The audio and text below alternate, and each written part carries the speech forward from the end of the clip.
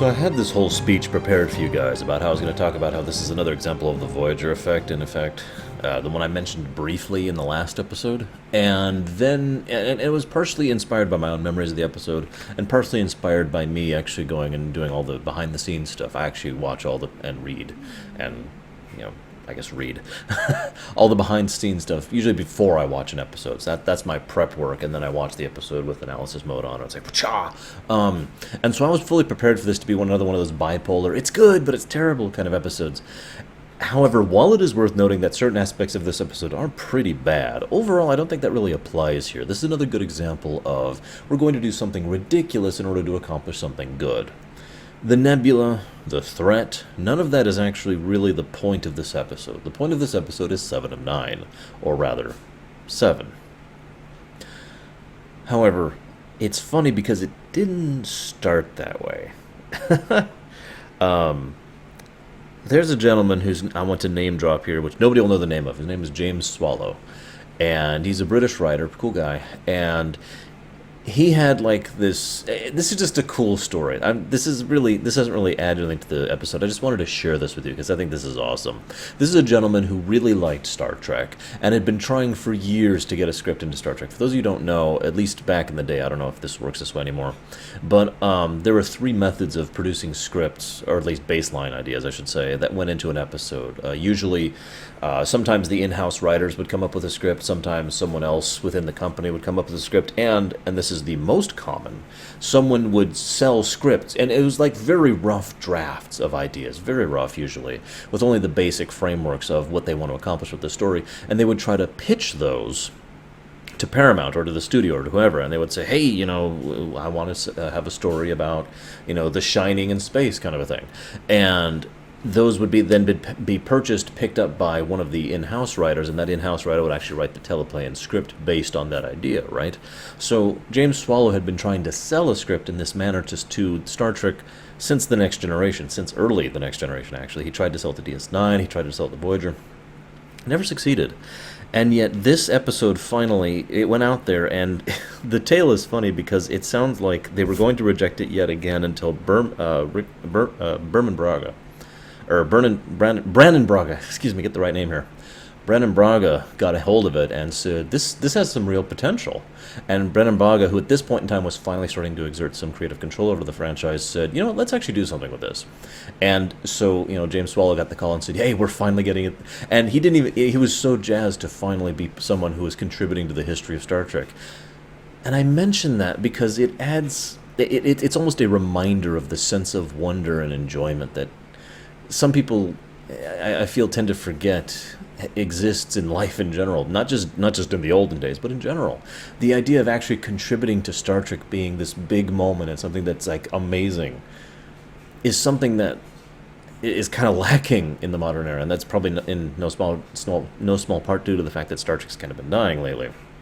But it's like, what if you actually managed to write a Star Wars book? What if you worked on a Star Wars game? What if you did something for Doctor Who? Whatever the franchise is that you cared about, if you could go out there and do something with Kingdom Hearts or Final Fantasy or Zelda or whatever else, and you were a part of it, you helped contribute to the world that is, that the franchise that is, wouldn't that be awesome?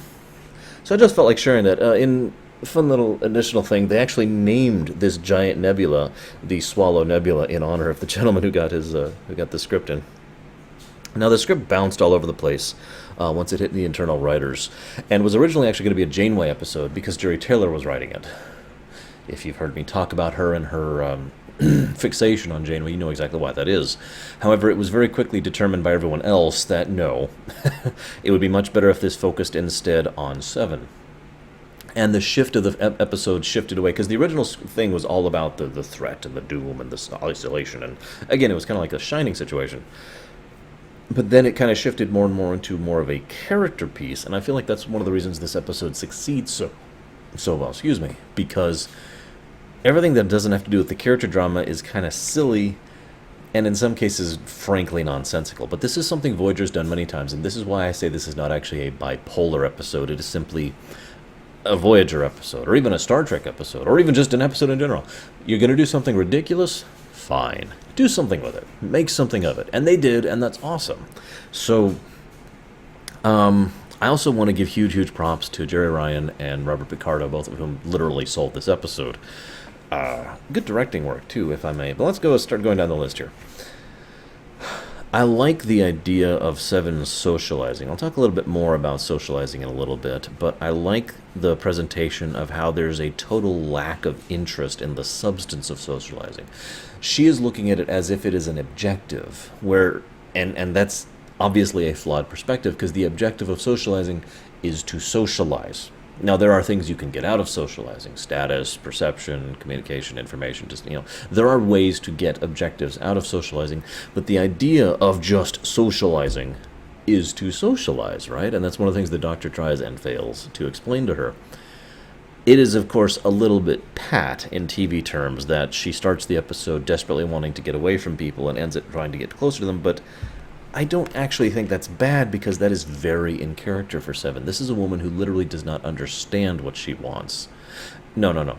This is a woman who does not understand the concept of wanting, who still is trying to get used to the idea of having her own desires, preferences, needs, wants, etc. The eternal question of survival versus light rears its head one more time in this episode, and probably several times still, until we finally have the payoff episode of that in its season 6 of all things. But yeah, it's another thing where Seven just does not understand, why am I doing this thing? Well, you're doing this to do it. Well, that's just pointless. But again, it's like the art, the discussion of artwork back in the Omega Directive. Artwork itself is completely meaningless from a perspective of a Borg. But artwork is one of the most fundamental bedrocks of society, of culture, of civilization. See where I'm going with this? Now, I mentioned that in memory this episode was bipolar, and it's almost entirely due to this scene. There's a scene where they enter the nebula, and they're dumb. And I'm sorry. I have given many credits and many props to these actors, and I think just about every actor on this show is a good actor, all the main actors. At the very least good, and in some cases exceptional. But what we see is in the first act is some bad acting. It's because they're all like, okay, try to overact as if you're getting really, really sick, and go. I feel like this is actually the fault of the director, because the intent should be, you're burning alive from the inside out because you're being bathed with radiation. Try to act that way. But that's not how they act, and I feel like that's not what the director was getting across. And then instead the director said, okay, try to act like you're really sick, and line. And so what we get is a terrible performance. I mean, Harry Kim's like, oh, and everyone's like, oh, and I was like, Captain. It's bad. And then it's stupid. This is why I mentioned earlier, because I actually went back and counted.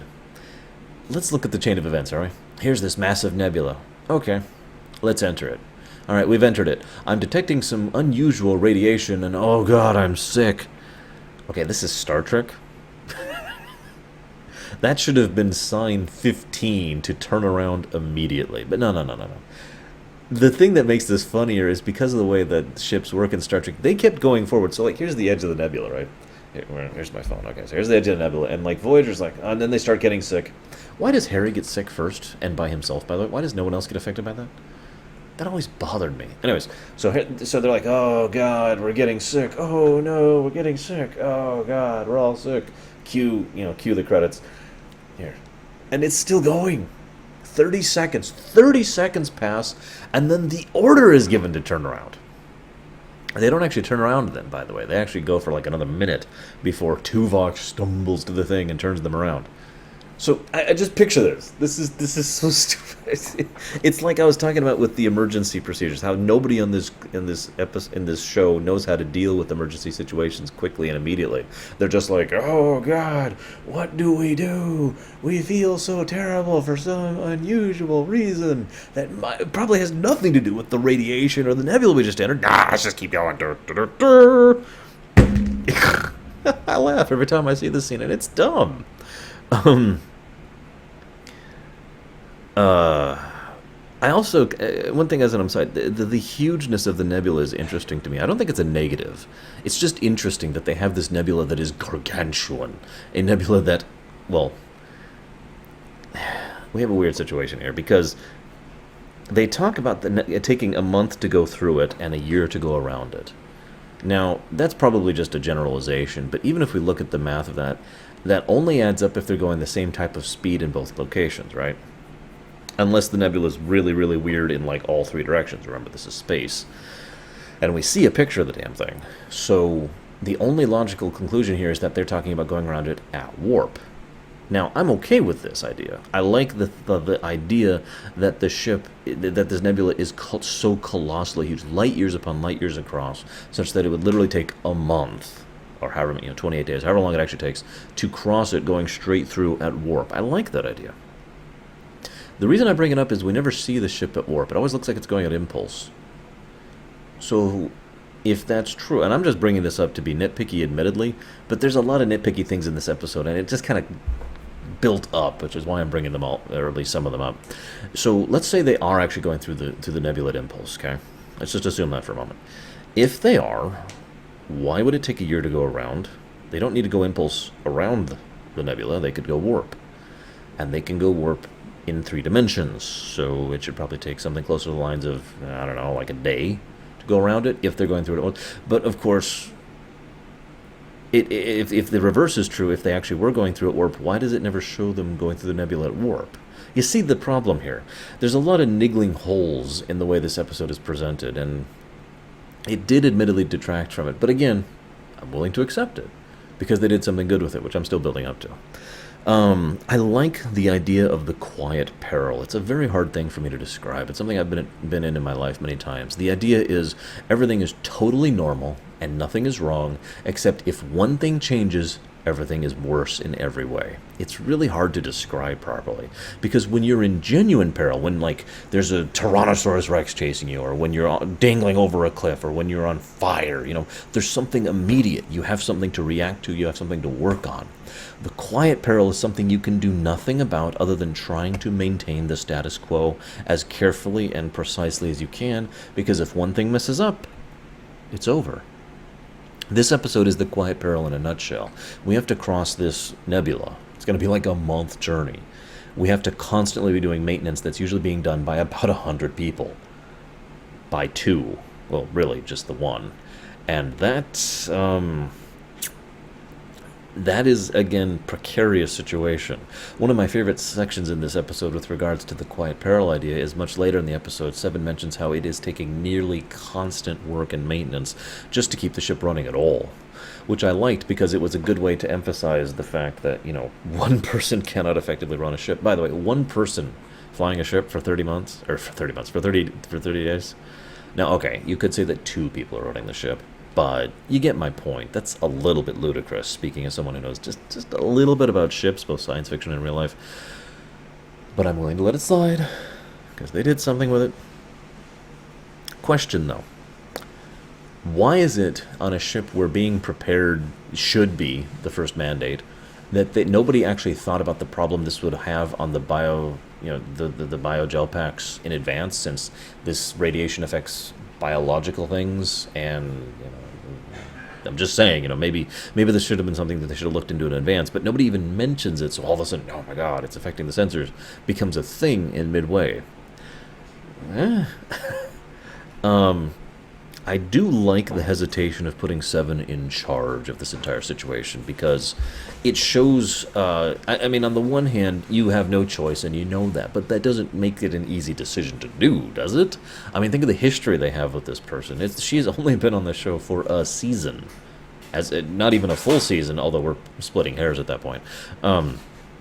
Because, next episode it will be a season, and she's on many times not only butted heads with the crew, actively refused to obey orders, and of course, in some cases, has literally burst her way out of the shuttle bay.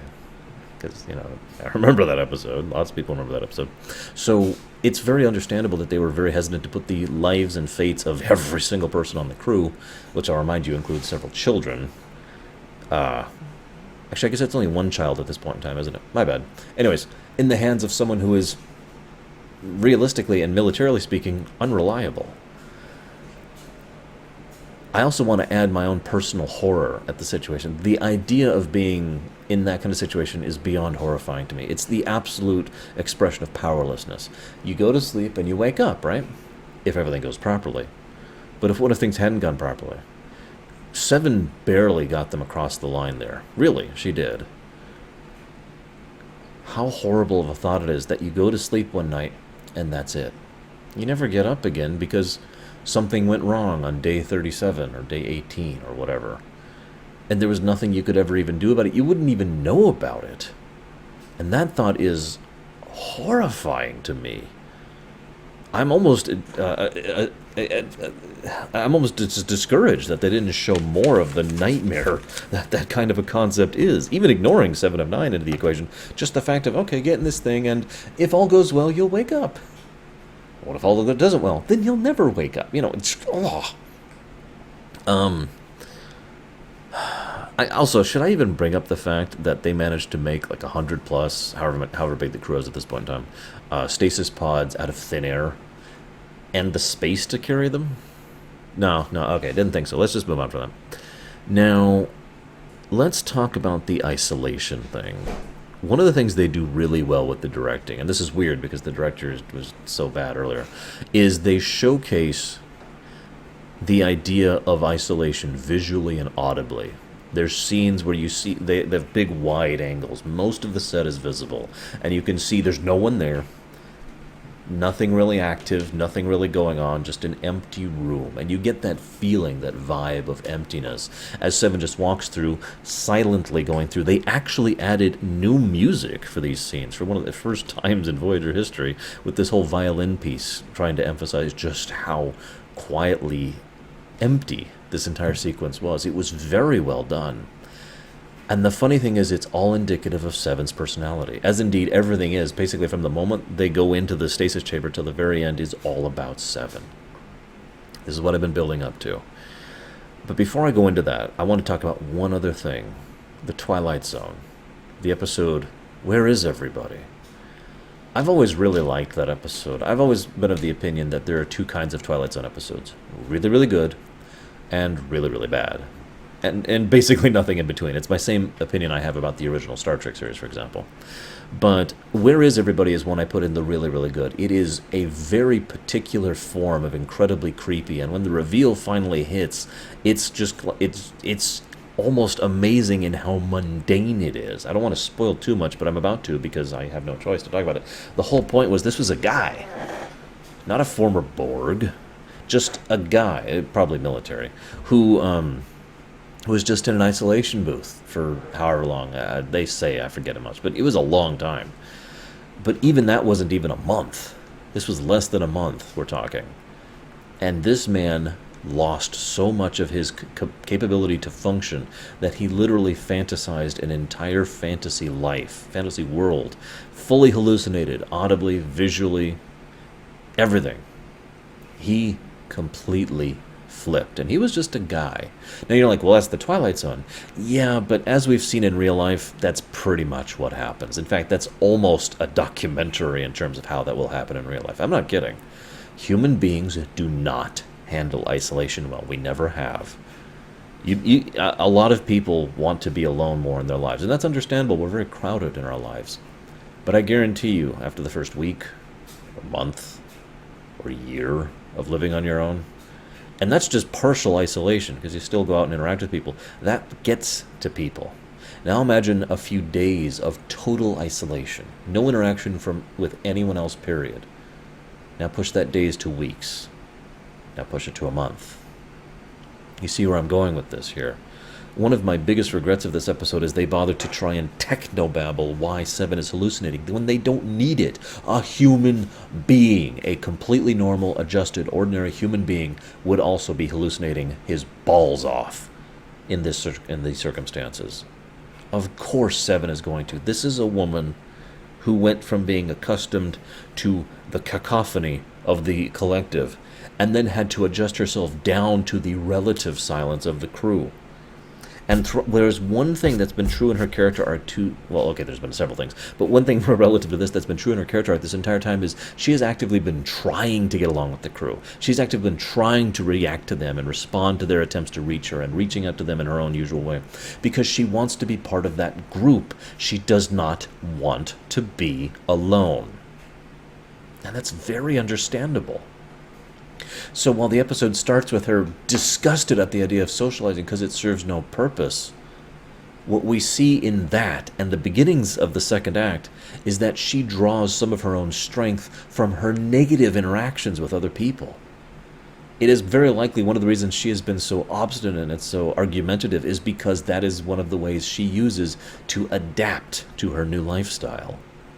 She argues with the doctor, actively talks about not interacting with him, and yet when he vanishes for good, she is terrified at his loss. And you can see clearly on her face as she's interacting with him in that final scene before he goes offline, she never really hated him or wanted him gone. Not really. And it's all in a quiet subtlety. There's this one line the doctor says which really fleshes it out perfectly. The doctor says, "I am complaining because it's comforting." Yeah, you see that?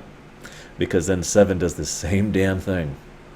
She complains, she talks back, she talks about how this is pointless and stupid, and that draws comfort into her, comforts her in her knowledge that even though she is in her own mind alone, she is still her, and therefore, it helps her to adapt, it helps her to respond, and then he's gone. When faced with the reality of true solitude, Seven snaps. And of course she does. Again, a person who is not a former Borg would snap. A former Borg who is still trying to adapt to being on her own? That's insane. Remember, this woman has had about a year, barely, of experience not being a Borg, and that's it. Period. 1 year of experience. That's all.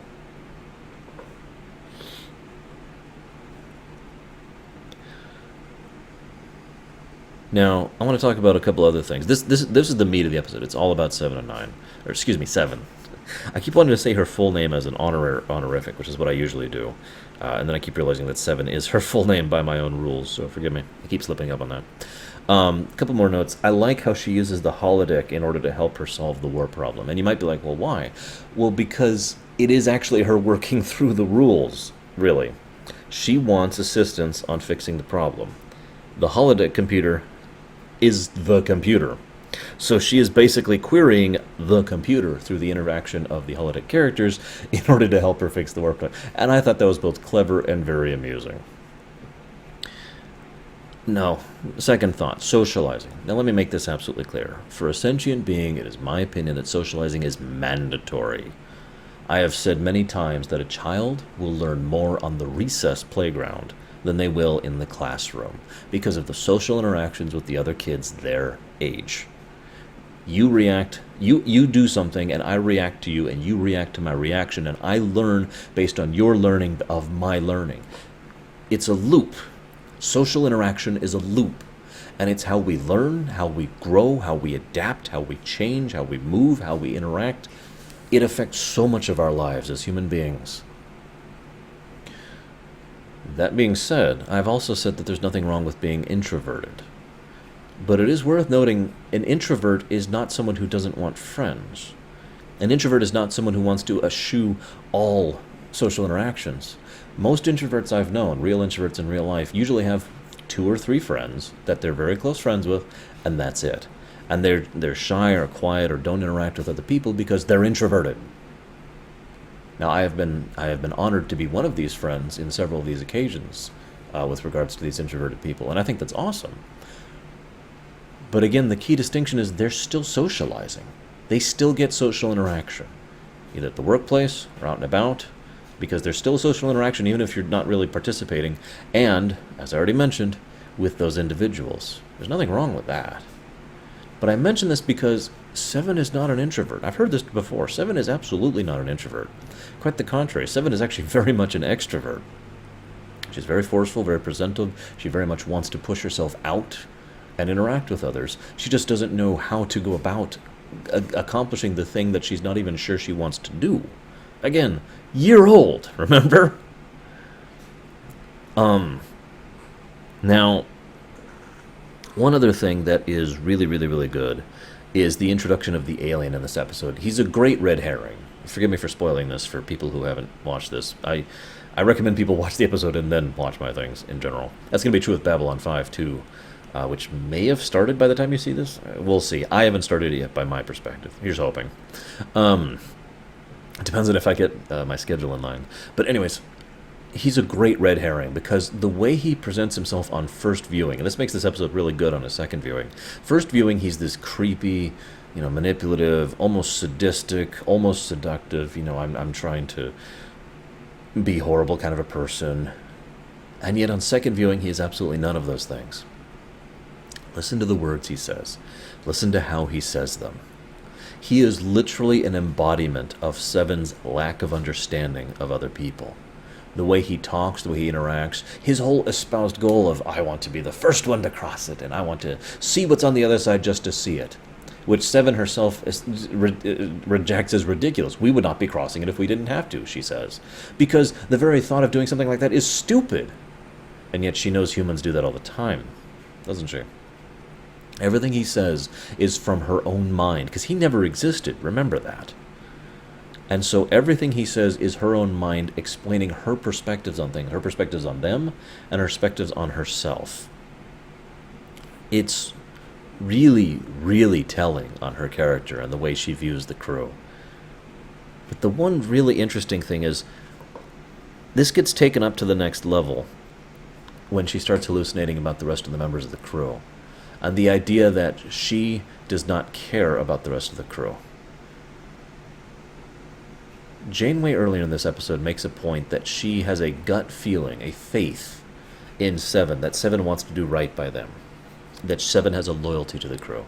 Now we, the viewers, the audience, have seen this many times, but most of those things have been things where Seven hasn't actually been in the presence of other characters to express that, or it's only been one or two characters.